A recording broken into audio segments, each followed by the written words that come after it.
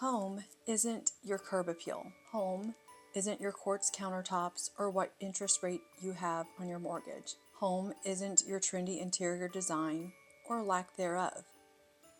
Home is more than how many bedrooms or bathrooms you have, or whether or not the floor plan is a modern open concept. Home is those 8 miraculous Christmas mornings you have while your kids still believe in Santa. Home is the memories you make at Thanksgiving when your parents are still young enough to visit and you're finally old enough to appreciate them. Home is having a backyard all to yourself. Home is where you learned to throw a football but stayed outside so long you caught a cold.